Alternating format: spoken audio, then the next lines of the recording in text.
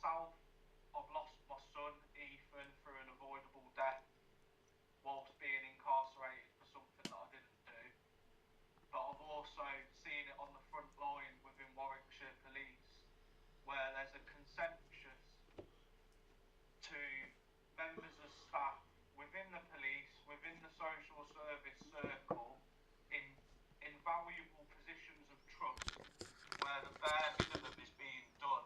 People are turning up to work not wanting to do the work or do the right thing, which is, I joined and swore an oath to protect vulnerable people from harm, and yourselves joined the job and swore to the Nolan principles to protect people from harm. I'll allude to a couple of incidents that I've dealt with professionally, not personally at the minute, but I've been to a number of jobs where sadly a child has lost its life and either could have been prevented or the work wasn't put in after. One example, early on in my career, I went to a sudden child death where the young girl, I think she was 8 years old, Arbury Road, Nuneaton, she went into cardiac arrest. It was later found that she was epileptic and that her brother had passed away a couple of weeks before from a similar thing. This shows an alarming start to what could have been prevented. I know it's a medical emergency and no one's pointing the blame in a criminal sense, but referrals would have been put in by either NHS, social services, the family were known to social services, and help could have been provided to that family and probably should have been provided to that family to prevent, possibly, no one can say for definite, but could have prevented the older sister, the second sibling, from passing away. That still stays with me to this day. And then I can't recall, and I'm not going to recall all the incidents that I've been to, but there's a common consensus that children and families with neurodiversity and neurodivergent needs are being let down and not listened to. That's partly, I'm not neurodivergent and I struggle to get things across, but people are seen as an issue rather than something that someone wants to help. And you always seem to find at the moment that the people that need the help are being left behind. It's not down for people to ask for help. It's people are trained, and it's something I fought for passionately, and why I believe I've been put under the bus, so to speak. But there's another few incidents that I've been to where I've raised serious concerns at work, where people haven't wanted to go out and do the job, and I've took a set of keys and not even thought about it and gone. One incident, a young lad in Weddington was unresponsive. This was the start of my shift. I was actually helping another shift out. My shift, A shift, was originally, they were just finishing. It was the crossover period and nobody wanted to go out to a 999 call. And I didn't think twice, and turning up to that job, I raised serious issues straight away with the conditions of the house, the conditions of the family and the conditions that the little boy were in. I raised this to senior management and was ignored. And I had to physically go back to Bedworth Police Station to raise my concerns, to which I was really passionate about, that then it kicked into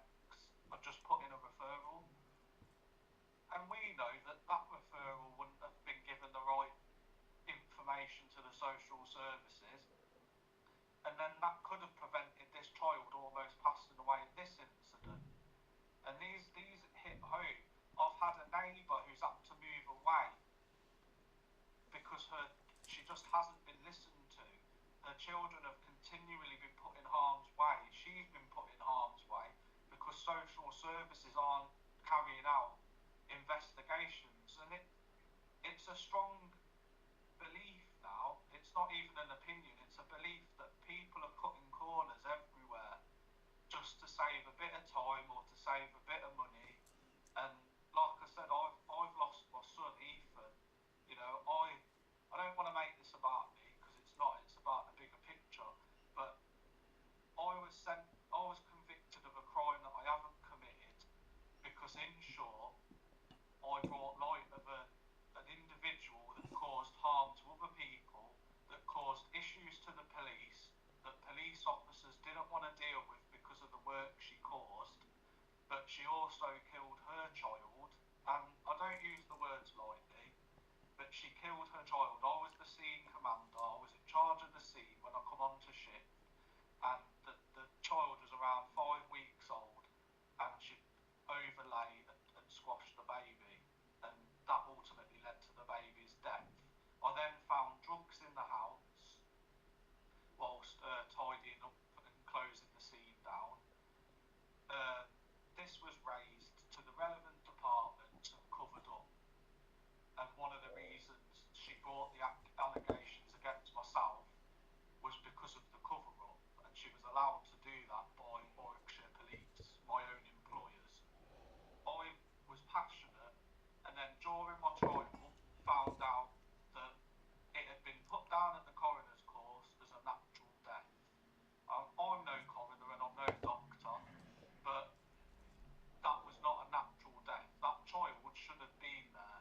And social services with this individual family have had multiple opportunities to get involved. I mean, this individual that I'm on about was known widely to Warwickshire Police, Warwickshire Social Services, for numerous safeguarding issues involving children, involving adults, involving multiple areas of deceit and criminal offences. And again, this could have been an avoidable situation if people did their jobs properly, people acted with the integrity that is expected of you in them roles, but people keep choosing to turn the other cheek because it's an inconvenience. This isn't why I joined the army, to protect my country. This isn't why I joined the police, to protect the community that I served in. I joined to protect people. That word, protect. And when I've raised issues that I keep alluding to, people like me and others, potentially yourselves in the future, are being thrown under the bus rather than doing the right thing because it's easier. And it's the public that pay for this, the public that fund the trust in us. And it's well known within society, in the government, within the UK in a whole, that trust just isn't there with people. And I'm aware that this is a bigger picture and there's political elements to it. But the reason I'm sharing this with you is because I've seen it firsthand, and I'm a victim of it, and I know people that are victims of it. And yourselves have just become in power in Warwickshire, and from what I've heard, you want to make the difference, and I hope that's the case. I know that Mark Hamilton Taylor, he's assisted me amazingly in my case and the case that of my son Ethan. Spoke to you in depth over the weekend because, you know, Ethan's been let down massively. My family's been let down. Ethan was a healthy boy, a happy individual. We were having the best time of our lives until we come across this individual. I was took away from him and he struggled, and his death has just been covered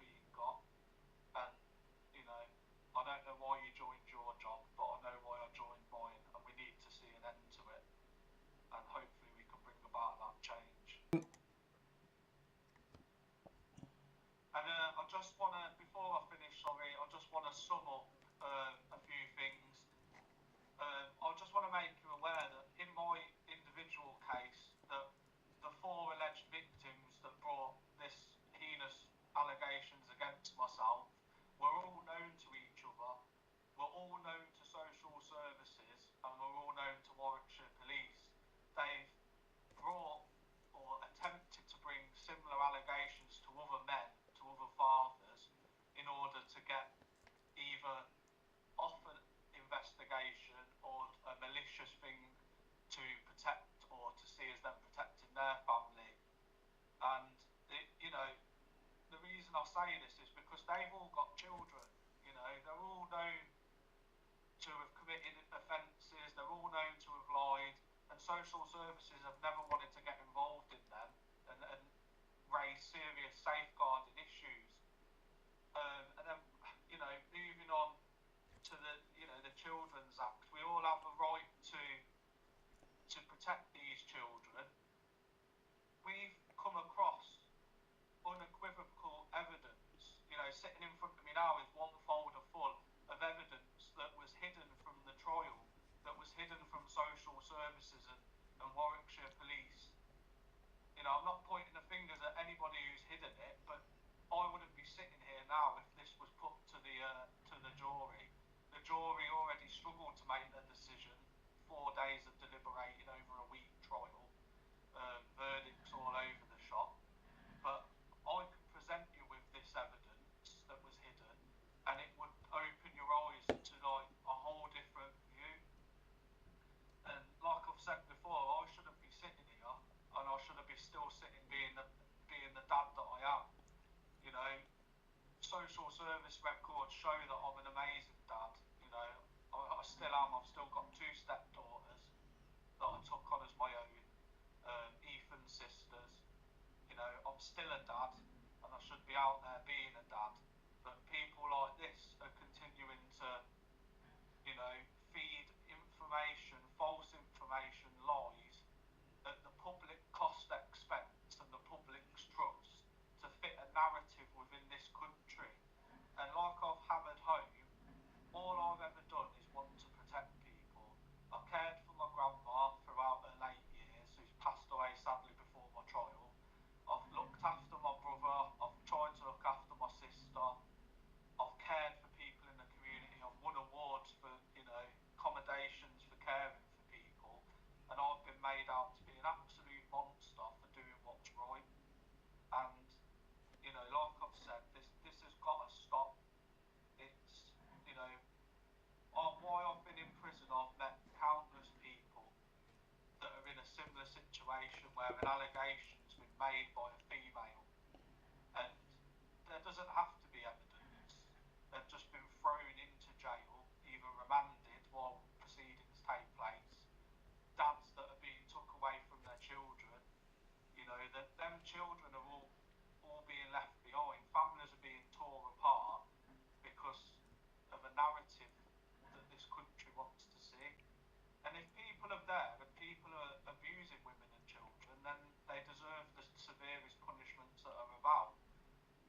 But we know, and you know, and the courts know, that people are being took away from their children, and they don't need to be, they shouldn't have been, all to fit a narrative within politics. I was took away from my son, and he died. The last time I seen my son was him running down to my mum's house to be picked up for school, saying, "Bye, Daddy." I never got to speak to him again. I was stopped from seeing them in jail because of malicious allegations, despite the judge even saying I'm an exceptional father. And, you know... Go. You know, like I just said, you know, I was a brilliant father, and, you know, social services stopped me from seeing my son. And despite me begging prison officers, putting in applications, speaking to social services, they dragged their heels. Paperwork was, you know, ripped up. Paperwork was prevented from being delivered to and from the prison. And, you know, Ethan's dying wish was to see me. The last letter I got off Ethan was, "Daddy, my heart hurts so much. I wish you were here." And I've still got that letter, and it still hits home today, you know, that he was blocked from seeing me. I'm still trying to get hold of the videotapes from his voice of the child where he was pleading with his mum and his sisters present to see Daddy. And social services blocked all of that. You know, I don't know what the necessity was.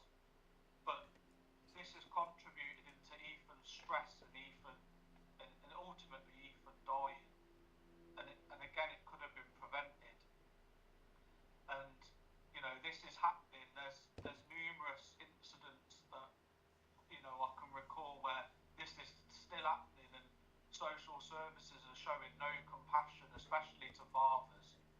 I could go into another video, another half an hour of saying my whole journey of a dad has been ruined by social services because of allegations that were minor, and I've been absolutely annihilated as a father. But yet mothers don't get seen as that same level as culpability.